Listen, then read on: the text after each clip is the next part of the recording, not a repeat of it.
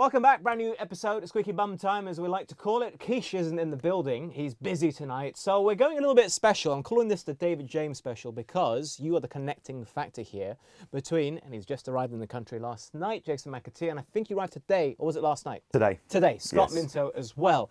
That's why it's a David James special. West Ham, Liverpool teammates. Does that make sense? Ah, connection. Connections. See what you've done there. So do we actually thank JMO for getting us here? Of course, Or is he just thinking, oh no, not those two? If you think he'll appreciate it, then you should.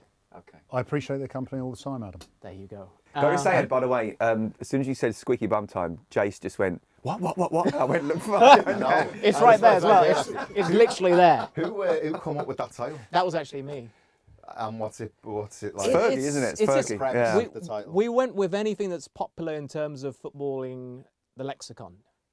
You know, so, and Squeaky Bum Time is one of those which some people don't actually know what it means. So, what was that word you've just used there? Lexicon. Lexicon. What does that mean? It's a battery-powered car.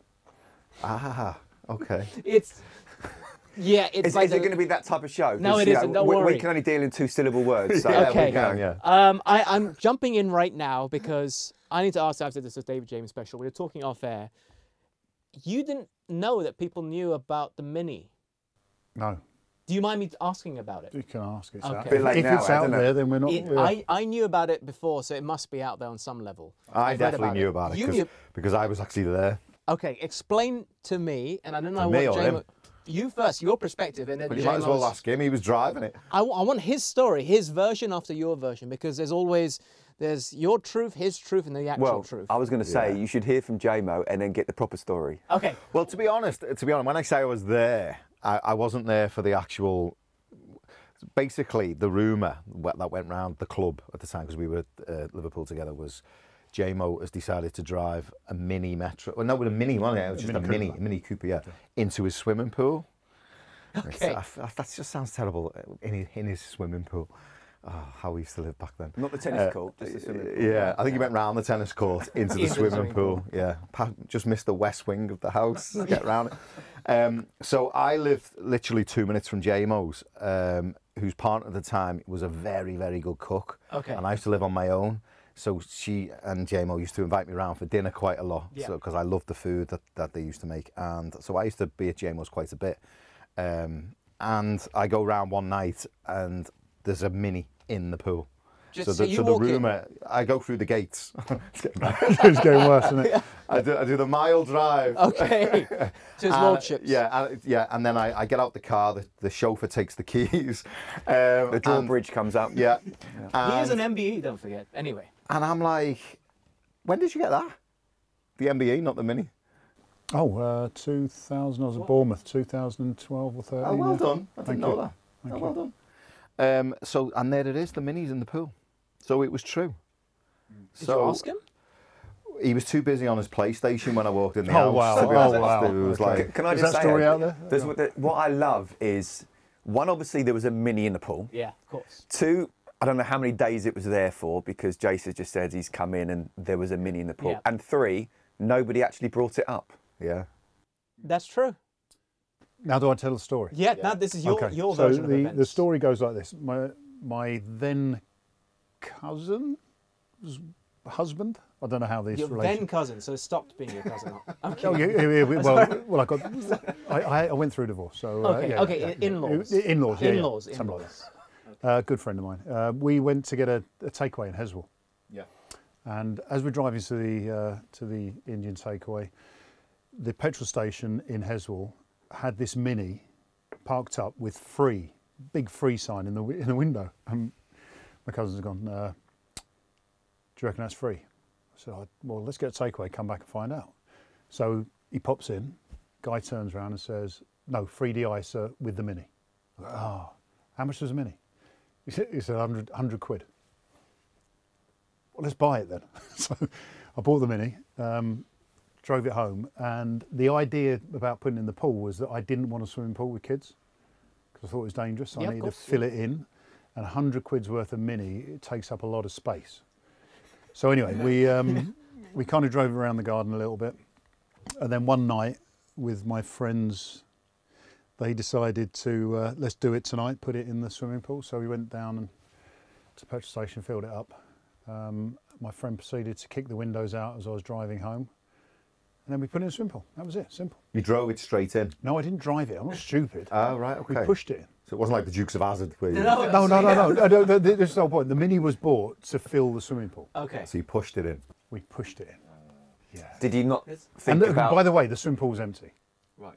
It wasn't like a full swimming pool Yeah. where the kids had just been doing their No swimming. water in it? No, a little bit of rainwater, but that was it. A very simple story. I had a horse that got stuck in the pool. That's why I wanted to fill it in as well. I remember the horse. How did the horse get Bob. stuck in? Because it had a green cover. Oh. And the horses used to go around the... Yeah, yeah. Yeah, Around the ranch. Yeah, exactly. Yeah. He used to stick His its head lordship. through the kitchen window, the horse. You'd be Mr. right Ed. beating your dinner. Mr. Yeah, Ed, it'd just absolutely. come back and stick its head in, yeah. It's such an event. J-Mo's Wow. house was crazy. It was like... What's the craziest thing you remember which you can actually be told without him getting mad at me? J-Mo? Yeah. From your adventures at house. He used to drive like a lunatic because he'd drive in now and again. I stopped when he nearly killed me one time driving in. So I stopped getting in the car with him. This is fabrication. He did drive like a lunatic. Okay, define. What he It's like did. 100 mile an hour down country lanes, blind corners and It's goalkeeper, things like good that. reactions. Well, didn't you get off once Handling. with something? Didn't someone say Well, yeah, nothing. his reactions were really good? So Really good. There's a wry smile there, which. So on the flight in, Yes. I watched Top Gun, the new one. Maverick. Maverick and that. And that's just reminded me of, I mean, I can't believe I haven't watched it until now, but Yeah. just reminds me of him now with the reactions. That's clearly him with Maverick driving around and Really? flying a It's a new plane. nickname, Maverick. Take that, he's looking well, Tom I Cruise. like. Yeah. I actually like the movie as well. Yeah, it's Yeah, a I really good thought- movie. Yeah, I was surprised Yeah. how I good it was. Yeah. I liked it. I really liked it. Good storyline. When you are on a team bus and it's a long trip, were there movies on? Going for a match, obviously. Which year are you referring to here? Okay, let's put it in. Early 90s, where when you were together and when you were with Scott, for example. So Liverpool we days, never had- West Ham Well, days. we were early noughties, weren't we? So, yeah, I think there would have been a film one. I'm pretty sure there would have been a film one. Depends You still which haven't- manager we had. Yeah, well, Harry. Yeah, so it was Harry and Glenn, wasn't it? And then obviously Sir Trev right at the end. There would have been. Yeah. There would have been, I'm sure, still a table of a card school. Okay. Always You know, standard. That was ours. Wasn't Standard. It? It was cards. When I first came through the ranks as a professional, and Yeah. I started at Charlton, I mean, there was more card tables than not. And then they started going back, but you still have a core little group, don't you? Of Who's a hustler? Oh, if you, Life or? I mean, no, just on the bus, just playing cards. If all of you had to pick one person who's a hustler, let's say there's a, I don't know, whatever game you're playing, poker. There's a poker tournament. You need to nominate somebody. Who would it be? I know he's a common one might have been between us three. Might have been Razor. Razor. Oh, Yeah, Was he our good? card school was heavy. I never got involved. It was too heavy. Like big money. big money then. Big money, yeah. Hang on, which card school? The Liverpool one. And if you talk about hustlers, I know he's here, but he was at the thick of it. Really? J-Mo, yeah. Right, so I never cheat. So, No, he wouldn't cheat, but he no. was right in amongst it. It would be, Yeah, he'd yeah, be but we had. So the thing about cards is, I mean, a lot of managers, as Scotty was saying, started banning it. Yeah. And there's two reasons to it. One is that some players might lose money, and their mental, their mental well-being might not be on the game. The other one is it can split teams. And I found in history there was so many cheats that you actually despise your teammate for cheating you at a game of cards. And when you say a lot of money, I remember the early days of Liverpool. It was like 50p in, and Mike Hooper used to count the 50p's. Oh, we're 50p shy. Who owes 50p? And you could end up doing a weekend trip and losing like 48 quid. That was heavy. Yeah. It got worse. Granted.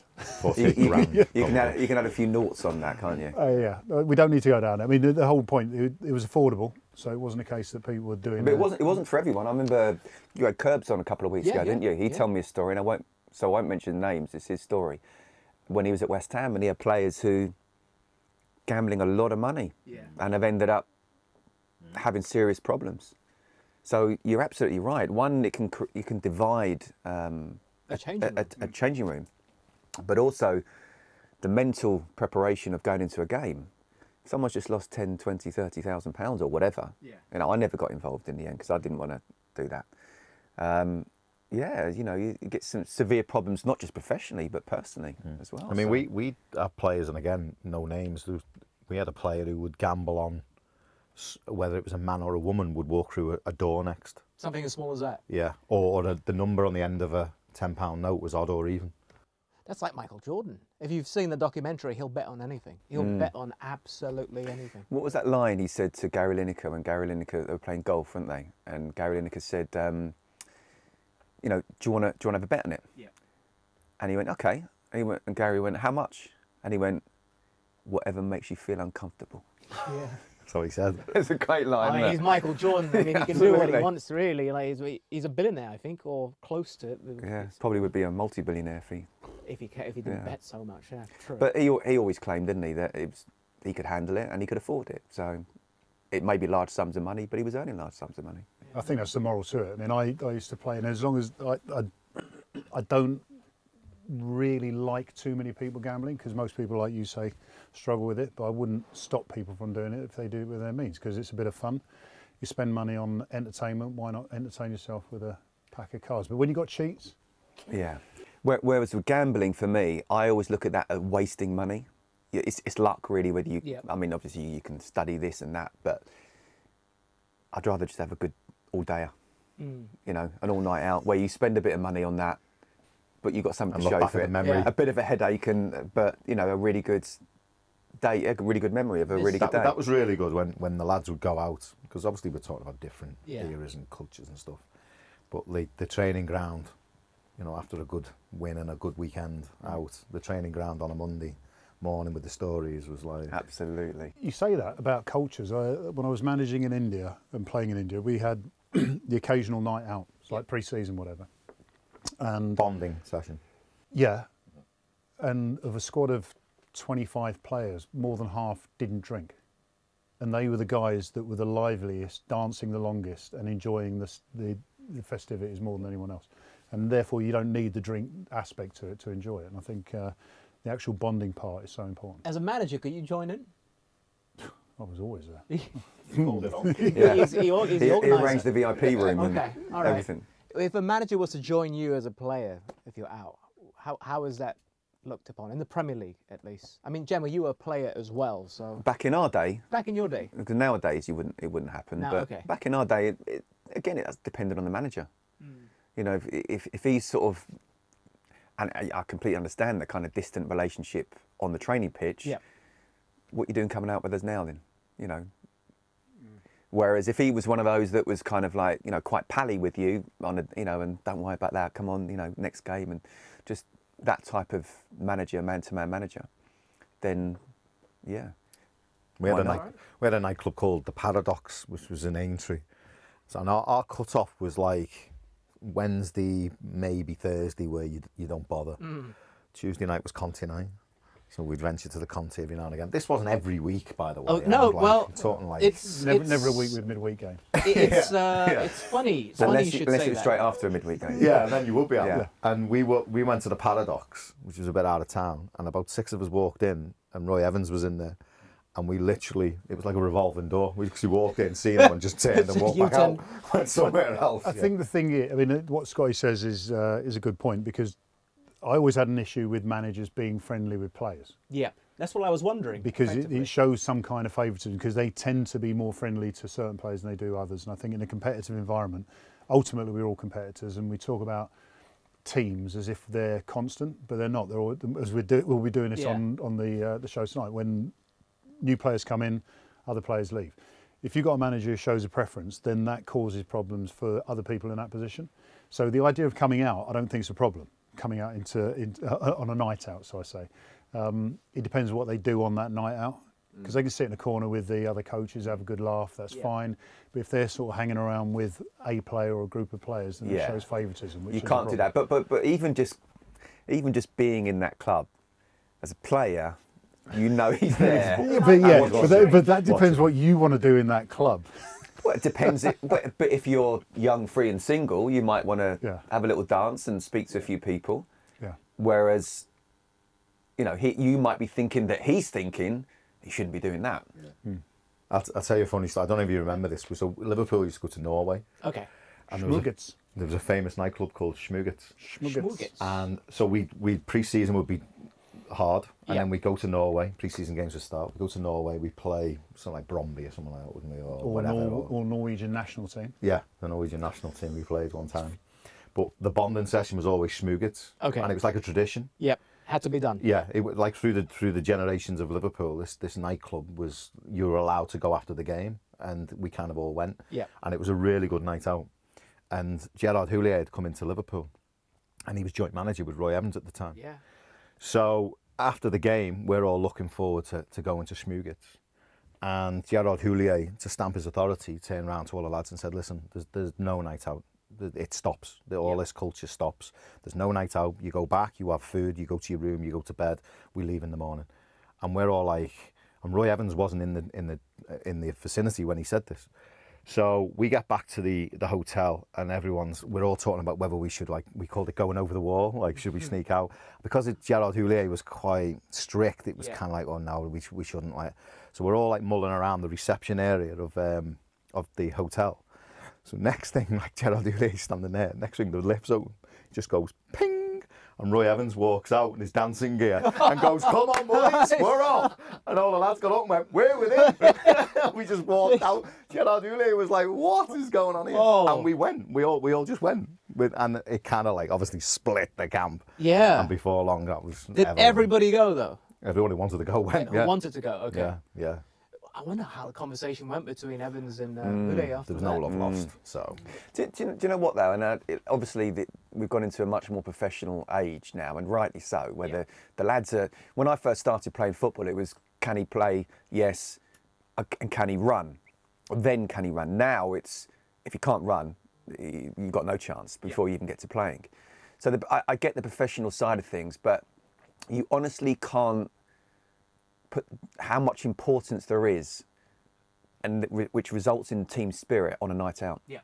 Especially at the end of a pre-season, where you've done all the hard work, you're going back the next day, you've probably trained 3 times a day, you played the game. Just let them go out and have some fun. I understand that part, but when you have fun is a different story, I guess. And I'm going to send you something right now. I hope you still got the Wi-Fi. So before David flew, Are you sending it to? Is this a JMO back in the day then? I was flicking through something and I found an interview of JMO back when he was in Liverpool. Oh, it is? Yeah. You can say this because it's been published and it's out there. If you could kindly read it out for me. The question... Shoot magazine. It's from Shoot magazine. Okay. Oh, brilliant. The question was, how is the drinking situation now? The answer from DJ, I've cut down on it, but I still get bladdered every now and then. I gave up completely for a time when I was out of the side. I needed to stop it and say to myself, get your head together and get back in the team. But rather than getting drunk rather badly on a Wednesday, knowing I can't handle it on a Saturday, I don't drink on a Wednesday. Now I know when to drink and when not to. Thursday and Friday. No, that it doesn't say that last bit. It's literally true. Genius. Yeah, so I have That's to in share Shoot. It's right here. Here you go. Shoot magazine. Oh, remember God, that? Jamie, In the 90s. The fact James, that that's genius. bladdered is in there Bladdered, yeah. confirms that it's true. Yeah, that's your word. If it had said, And when did you get dropped? I don't remember you getting dropped. No, that was when I was first joined Liverpool. Oh, when you first got Yeah, there? yeah. That So would you're have fighting been for your place with Bruce. 94, 95. Yeah, Suey. I mean, you can see his face there just about as a very young looking JMO. I hit 17 stone.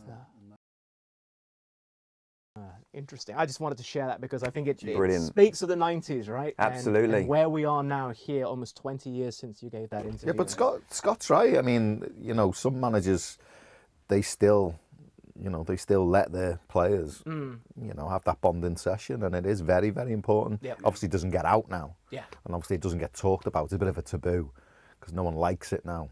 They don't think footballers should be allowed to do that. But Scott's right, and Jamie, it's a massive.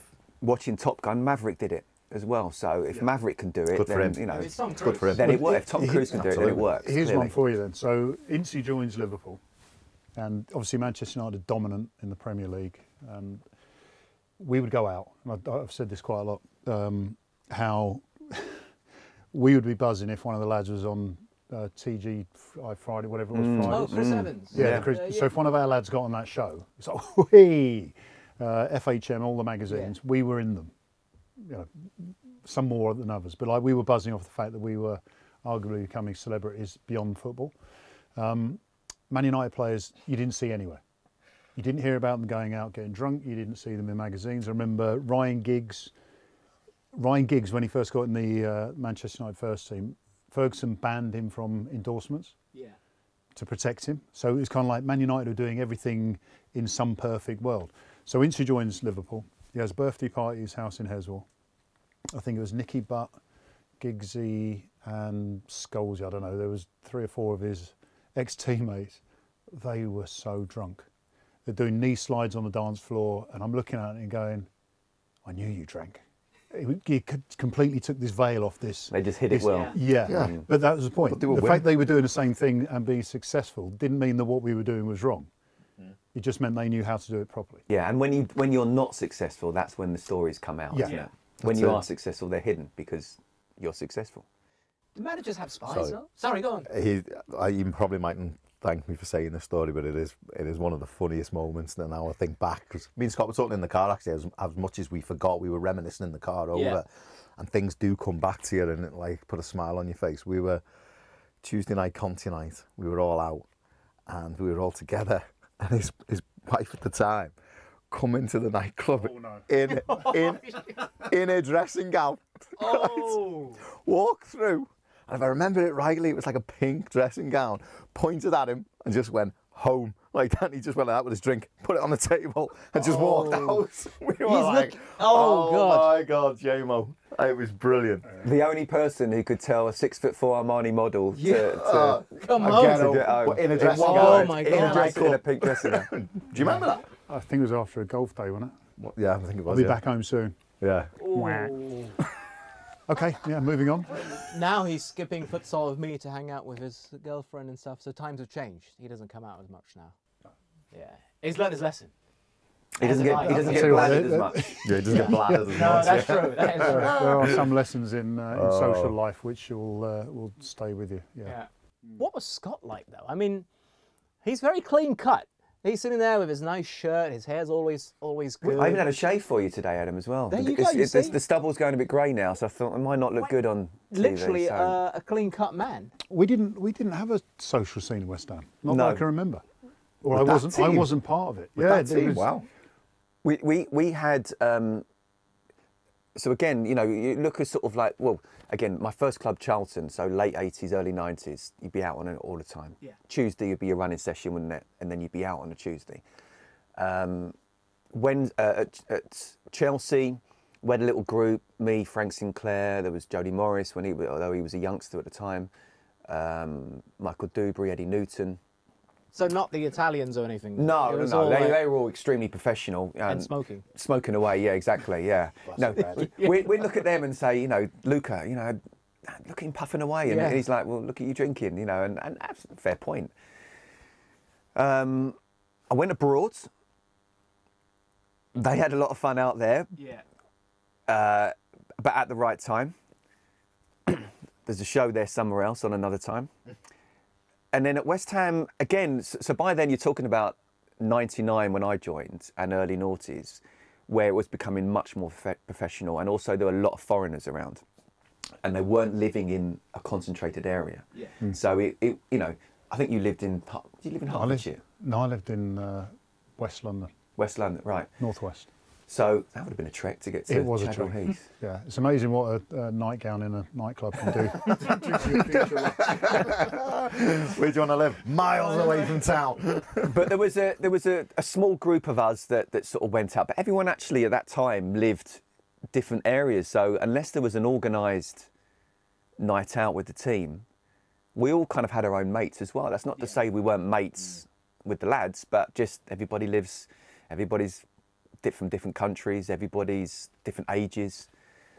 So yeah, the noughties was the biggest change, wasn't it? Yeah, it was. Yeah. You know, I started playing, signed for Liverpool around 95, so it was at Bolton 91, and then I got into the Ireland team while I was at Bolton, which was a big. I mean, the World Cup in '94 was basically a stag. Yeah. It was like a stag going away with 24 of your mates and playing 3 games of footy. It was brilliant. Okay. And it was very heavy. The drinking was very, very heavy. It was like was kind of a tradition to go out and get drunk and play the game, go out again. Yeah. I mean, the stories I could tell you with Jack and his team.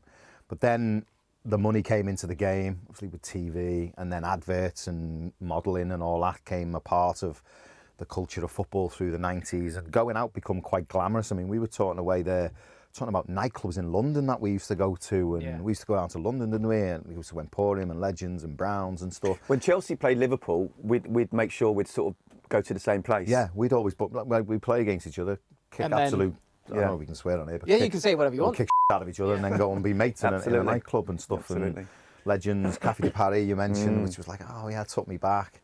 And it was an amazing time, but it was much more glamorous towards the back end, sort of like around 96, 97, 98, because you know that you're in London, and next thing you're with pop stars in the same place, and Celebrity culture. wasn't yeah, it? it become a celebrity culture and stuff, and Well, it when you was got just different. teammates like Redknapp and who he's dating and all that, I'm sure.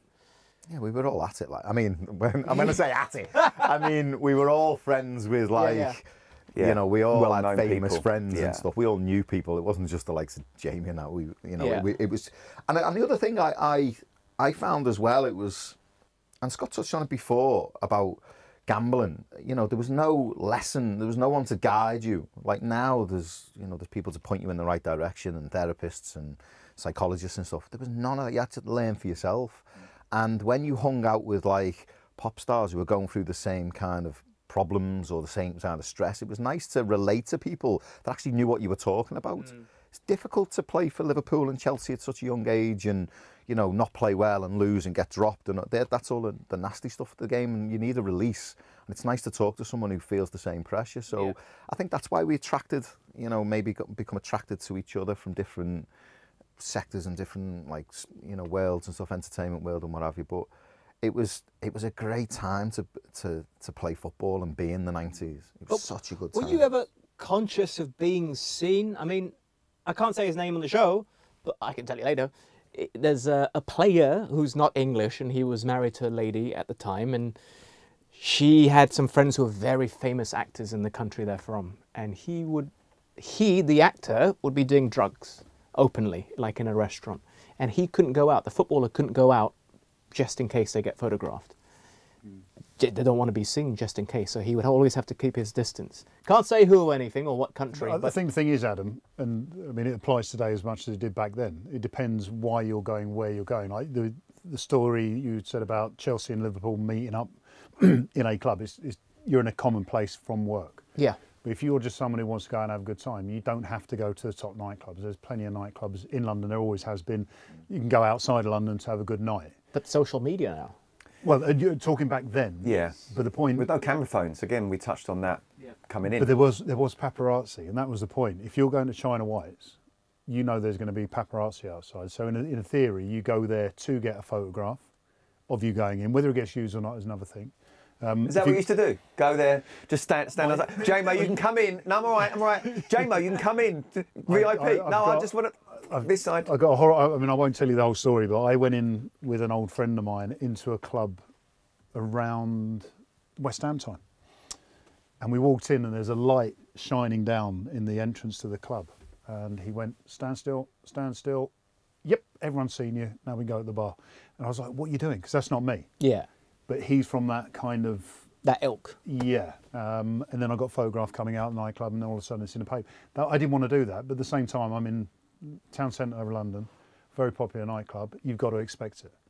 You can go to Hertfordshire and have a good night out without anybody even knowing you're there. And today with social media, granted phones, but the same issue really, isn't it? If you go to a hotspot, then you're going to... That changed, the paparazzi changed as well, didn't it? Yeah, it did. Because we were friends with the media at one point. Yeah. And then they... Well, they come out drinking with you. You used to Right. go out with the journalists. Yeah. Or, you'd be at a function and you'd kick on with them. And you'd have fun. And nothing would be said the next day. Yeah. But then, that culture Jamie was talking about, the paparazzi culture and the news of the world culture, where, I mean, I remember opening the paper, if you've got a story, ring this number. Yeah. And everyone was like, oh my God. It's like, where did all that come from? And if you can make up a story. Give us a call this number. Would you ever try to stitch a teammate up by planting a fake story? No. You should have. Why? Just for fun, just as a prank, as a joke. I could a imagine fake that one. being hilarious. A fake one. Not a real one, just a fake one, which is outlandish. No. No, you got to be careful with that, haven't you? Yeah. I got stitched up in a paper one time. You got stitched up? Yeah. Do you know by who? By a journalist. Okay. And in fact, it was Mark Redknapp who he didn't stitch me up. That I rang because he was friends with us all the time.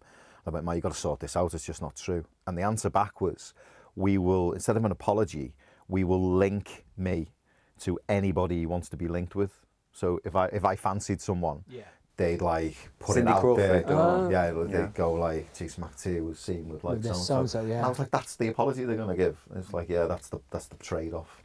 It was Don't just say the way. sorry. Yeah. No. But I fell out with the journal. I mean, you've already mentioned it, playing computers. We talked about, I was just about to say, we talked about this last week, didn't we? Yeah. One of the things about you and your reputation, which is unfair on you, because it's a complete misrepresentation. So yeah, playing PlayStation. So everyone said, "Oh, you're still playing the PlayStation? Oh, you're addicted to the PlayStation." Well, our friend, I'm not going to name him, who worked for the newspaper which you look at yourself in. Robbie's best friend. There. You got there in the end. Okay, I know what you mean. Yeah. So we're doing an interview in my car after training, and I wasn't playing particularly well at the time. I had a couple of bad games, and I sat there and I said, "Yeah, da da da da da." Oh, I was chatting to my friend who's an Olympic athlete. He doesn't play the PlayStation on the day of a game because his coach says it takes away nervous energy. And I just said, "I play the PlayStation a lot, whatever." So the way that it was articulated and the way that it should have been taken down was right. It was good. It wasn't saying I was addicted or anything. And then I went home, night dress. Yeah, I had a chat with so-and-so. Tell him to take it out. "What do you mean? There's nothing wrong with it." "No, you don't want that." And so I ring him up. "Can you take it out?" "Oh no, it's a bit late. It's gone to print already. Da da da da." Following day, bleepers keepers, addicted to the game, and it's still with me now. So the friendship between a journalist and me as an athlete ended then. But did he write it up? Did he sensationalise it, or did he just happen to say it and then the headline? He could have taken it out. Right, he could that have was done. the point. Okay. I've sat there and given him a free interview. Take that bit out, do us a favour. Yeah. I like that one. I don't write the headline. Yeah. The headline writer in London writes that. Yeah. I'm like, what's that all about? Yeah. Excuses, shifting the blame, just trying to absolve themselves completely, which not the greatest thing to do. Sorry to bring it up again, J-Mo. I know. No, I haven't got a problem. I mean, the irony is... J-Mo, put the PlayStation down. Sorry, let me just finish at PUBG level. The irony is that I was probably 20 years too early. Yeah, because nowadays... Now professional footballers have to be linked to some sort of gameplay. Absolutely. E-games or something now. Yeah. Hey, ahead of your time in many ways, mate. Oh, you was, J-Mo. Thank you. I'm telling you, like Aguero and all these people, they live stream themselves playing video games. Diego Jota does, doesn't he? Jota, a lot of players do. A lot. It's a big thing now, and they go on Twitch. Well, the racing car drivers, they had race, to. don't they? Actually race. I'm involved in something like this. Yeah. They had to shift because of the pandemic. There were no races. So a lot, not necessarily Formula One, but all the racing, they would have to switch and play online. So they have the rigs at home, professional grade rigs, and they participate in tournaments. But isn't it funny that, like, we go back to the culture in the 90s? We started doing modelling stuff, and obviously J-Mo, and the fans would frown upon it and blame. If you had a bad game, it would, he's like modelling for art. But now it's like, unless you've got a modelling contract now, it's like you're nobody, isn't it? Yeah. It's kind of like much more accepted these days. But it was very groundbreaking at the time, and as Scott mentioned before, detrimental if you weren't winning. If you were winning, that was all right. Bex was like, he got away with murder, Bex, wouldn't he, back then? His eyes are... No. I think what's interesting, as I say, there's a bit about your life and our lives as Liverpool footballers, shall I say, in the 90s, where we weren't successful enough for the club. Yeah. Because we were doing stuff like FHM, modelling, TV shows and stuff, while Man United have been successful and not doing it.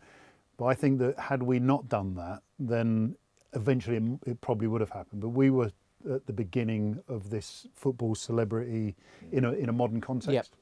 Yep. There was always an old footballer, I can't think of one off the top of my head, who had a model girlfriend. George Best. But it's literally 2 or 3 footballers. Yeah, you can go back in history and go, oh yeah, they were trendy or fashionable. That was it. But Frank we were doing it on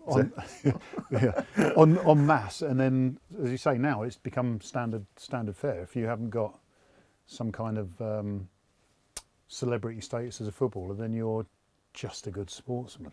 I know, boring. How boring, who wants to know? You look at Haaland now. I mean, Haaland's probably the best example. This guy loves every part of his existence. He's not frightened to put himself out there and do it. But again, theoretically, he's had 20, 30 years of people sort of preparing the ground, doing the groundwork. I do think, I do think though, that you do open yourself up if you're not successful by having all these stuff going on. Absolutely. And I think if you are doing it and you're successful, and then for whatever reason, because your career is up and down, everybody's career, you have dips.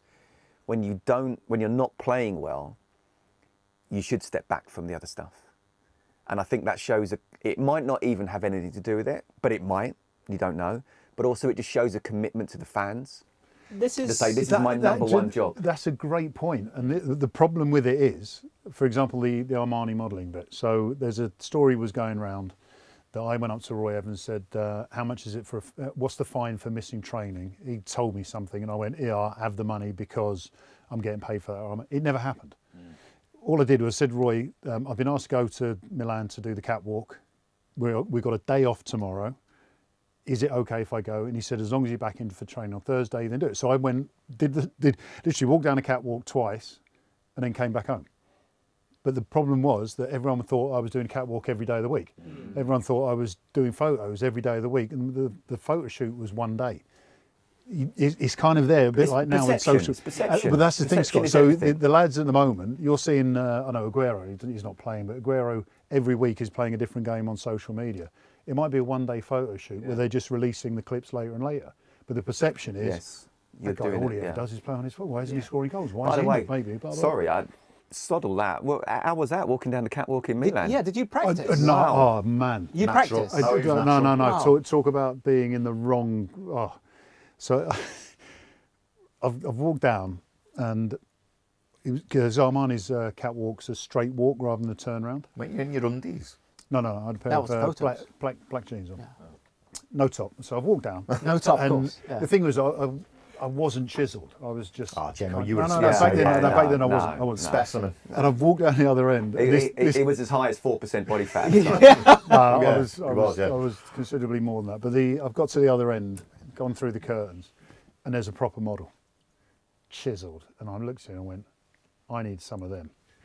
And I thought, what am I doing? I'm a footballer, and I'm walking down the catwalk with these models who do this for a living. I was in the wrong place. Yeah. It was good fun. But J-Mo, I doff my cap to you because that's amazing. And, to be asked to do that, and by such a top designer as well. Can I tell you a story? I can't tell if he's being sarcastic or not. No, genuine. It's a mad story, right? So Stan signs for Liverpool, and it was in that era of blonde hair, the first generation blonde hair, and Arena on Plus magazine. Yes, I remember that. Yeah. The guy contacts me and he goes, "Oh, we want to do a photo shoot for the magazine. You and Stan. Would you mind bleaching your hair blonde again?" Because I'd already done that, and I was okay. I didn't think of anything like we might be twins, but the idea was the two of us are going to bleach hair blonde, do this feature, end of. He rings me up in the morning, one morning, and he goes, Stan said he can't make it. His mum wasn't well. Okay. Jason's laughing because this was a regular occurrence. Hopefully she's all right now. I said, all right, fine, if you want to call it off. Stan at the time was the most expensive transfer in, I think, English football. And he went, sod Stan, we'll just do it with you. So I'm like, okay, we'll do it. We went out to Conti that night. The following day we did the photos.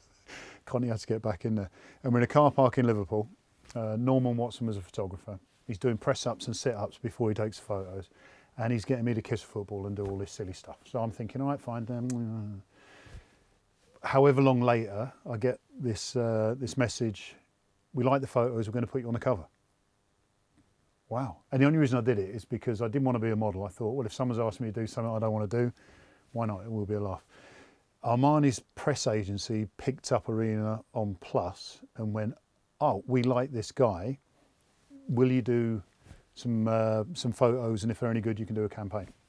So we jump on a plane on a day off to Sevilla, and Norman, in his love for car parks, we went to a garage in this car park, and he's saying, "Can you do handstands?" You love the car park. Oh, touche. It's okay. and we. I never went that far. Sorry, Joe. No, it's fine. Yeah, this was a 90s thing. It didn't happen then. And we do these photos in a car park. I fly home, and then Norman rings me up. They want to use them. Bang. And it was one of these weird things that had it gone the way that it should have gone, that would have never happened. So And then thank off you. the back of that, No, you want to kick it on genuine. another notch. And he's just told us tonight before we went on air that it wasn't down to him. So the perception was like the white, so the cream suit. cream suits. Sorry, James. Was it white or cream? James, well, it was cream. It was cream. Okay. Does that cup even, final cream. even I know already the way JMO spoke earlier. It's cream. It's cream. You I'll just tell you have what colour to. it was. I'll tell you what colour it was. You know when you're in a hotel room and it's not a very good hotel room? You know the milk that they leave? Yeah, like yeah. the little tiny things. Yeah, yeah. You know that colour of that milk? Oh, the stuff Okay. they call cream. Yeah. Cream. It was cream. The stuff they call cream. Yeah. So, whose what it was like. whose call was it when? What did you think of the cream? Well, I didn't really have a say. There were so many, well, probably alphas in our dressing room. Yeah. You had Razor, Barnesy, all fighting. JMO was a bit alpha, all fighting for airtime. Little old me never got a say in anything. So whatever was thrown on me, which was literally a bin bag, cream bin bag, because they weren't great suits, fitting suits. In fact, they were made to fit JMO, and everyone else's suit was the same All size. 6'4" of him. Yeah. And but wasn't there a mess up in the time scale of it? Didn't they come late to the party, make them really quick? Yeah, and yeah, then yeah. we Well, put- so we'd already signed the. Yeah, we had a deal, we didn't we? had a deal with another Another, manufacturer and or tailor. You mean the club? Liverpool The club, yeah. Football I mean, Okay. so just so the listeners understand Yes. this, the old tradition was FA Cup final, cup song, Yeah. and a club Yeah. cup suit. I Not that it was has. in the final the next year. So we went through that. Do you with mean the you song, go with through the it, so suit yeah. and the song. Yeah. One So- of the best songs out there, Sugsy. Oh, give it up. I'm Telling never you. heard of it. Didn't even know you made one. It can't be better than Go Robbie Go, which I didn't actually go to. Yeah. Ironic. Yeah. So we had this deal, and one of the I don't even know who it was. Turned around and goes, "Oh, JMO, you know Armani. Will they make us a suit?" I'm like, "I'll give them a call." Not Giorgio personally, but his assistant. I've rang up, and it was again. Hi, yeah. We're in the FA Cup final. It's a big cup competition in England. Yeah. It was a female who I didn't think had an understanding of football necessarily, so I tried to explain it. And I'll ring you back. Yeah, we'll do it. We'll charge you 125 quid, I think it was. That number kind of rings a bell. And I'm thinking, A suit or for the lot? for a suit. Oh, right. And I'm thinking, the lads aren't going to buy this. Yeah, they'll do it, but it's like 125 quid each. Okay, fine. Here you go. Here's the contact. See Yeah. you later. Then the suits turn up. That And was they're my cream. involvement. I got a contact and passed it on. So they're still waiting to be paid, are they? Anyway, we really got to wrap things up because the team news will be out for our match in 25 minutes. So, Scott, Macca, and it's strange calling you Macca because we had Steve McMahon here for so many years. Oh, yeah, you did, yeah. So when someone said Macca in the dressing room, No. No one called you Wow. Macca. No, I was so... And I know we got to wrap it up, but nicknames was brilliant at Liverpool. Was it like that Chelsea? You all like nicknames? Ours was a big thing. See, ours was a big thing. Well, So I was called... So with Ireland, I was called Trigger. But Rob Jones, who was already at Liverpool when I signed, was called Trigger. So there was a mix-up in a game. So we come in at half-time because someone had shouted Trigger, pick him up, and the two of us had ran to him. So Neil Ruddock turned around at half-time and went, listen, we need to sort this out. And he pointed at me and he went, from now on, you're known as Dave. Dave. So I'm known as Dave, and I answer to Dave. Like, if you went Dave, I'd answer to him. But I wouldn't answer Dave. brilliant. Oh, yeah, JMO. It's just I can't JMO. remember what it's called. But it I wasn't mean, JMO. his Instagram handle is Triggs, right? Yeah, because that's my Irish That's your- nickname, No, okay. All right. which is after the Only Fools and Horses character. But you were evolved to Dave because of because we already Trigger had a calling Trigger. you Yeah, Rodney. that's Calling why him it's, Yeah. that's the connection. Yeah. So I answer to Trigger and Dave. Do you think that but I don't- nickname was unfair that it follows you No, I around the loved Trigger? it. You love it? Okay, cool. Just double checking. But then we can open a whole new. That's another scenario. show. It's another show. Yeah, Has he ever lived up to the nickname really quickly? Oh, that's the other show. that's the other show. Okay. Never And trust there's a that great teammate who story you makes his own told that just nickname. went around everywhere of Sorry, when mate. you're at Republic of Ireland looking up. Oh, It's- that it's one, out yeah. there. That It's a story. great story. You're in the lineup. That's pass the true. word, pass the word, pass the word. That's and then true, yeah. Roy's Keane's next to you. Was that it? Yeah, in the lineup, yeah, and playing Norway in the World Cup, yeah. And then you changed it to Preston or something like that. I can't Yeah, remember. it's honestly the way you told it, very Yeah. funny. Yeah, Very it's a funny. true story. Superb. Yeah. I mean, anybody out there should just look it up because it's online. I think it's quite. You've told it a few times. Yeah. But again, Macca, Triggs, Dave, Jason, Scott, Scotty, JMO, David James, DJ. That's his son's name now. Yeah. Not Yeah, that's his. my son's name. Oh, yeah. Okay, final story. In shoot, it said DJ, so yeah. there you go. Literally the final story. I'm walking down a street one day and I'm due to work with JMO in about 3 days' time. And I see this tall guy walking towards me. And I was like, wow, you look just like David James. Like, you're a spitting image, just a shorter version. And I was like, I think that's JMO's son. And it was. It was DJ, not Send Sonny. me a picture of him and my son. Is he How a old's he ring now? now? He's absolutely. DJ. I haven't seen him for years. Yeah. Really looks just like JMO. It's mad, Late like 20s. when you lose, Twenties. not that we've lost touch, but when you obviously you go separate ways. Yep. When you're at a club together, obviously kids start coming, and you only see them as babies, and then you meet them like 25 years later, and about 6'4", and you're like, Yeah. whoa, Oh, he's not as tall as his dad. Like Patrick Berger's 6'2". son. yeah.